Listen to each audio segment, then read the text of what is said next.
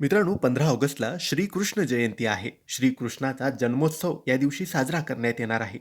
या दिवशी जर आपण श्रीकृष्णाची सेवा, श्रीकृष्णाचा मंत्रजप आणि त्यासोबतच श्रीकृष्णाची आवडती ही वस्तू आपण आपल्या घरात आणली, तर भरपूर फायदे आपल्याला होतात. मित्रांनो, ही वस्तू कोणती? तर ही वस्तू आहे शालिग्राम. हो मित्रांनो, जसं भगवान महादेवाचं, भगवान शंकराचं शिवलिंग आपण ओळखलं जातं, शिवलिंगची पूजा करतो, तसंच भगवान विष्णूचं, श्रीकृष्णाचं शालिग्राम हे आवडती वस्तू आहे. ज्या घरात शालिग्राम असतो तिथे धनलक्ष्मी कायम वास्तव करते असं पुराणात सांगितलं आहे.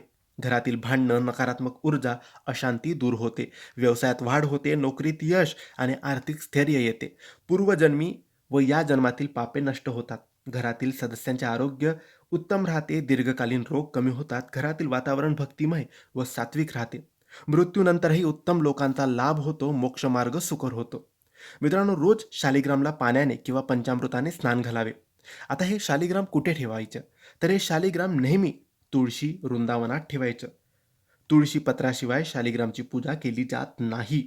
म्हणून तुळशी वृंदावन तुमच्या घरात असेल, घराबाहेर असेल, त्याच्यामध्ये शालिग्राम ठेवायचं आणि रोज सकाळी त्याच्यामध्ये 1 लोटा पाणी टाकून त्याचे स्नान घालावे. रोज त्याचे पूजन करावे.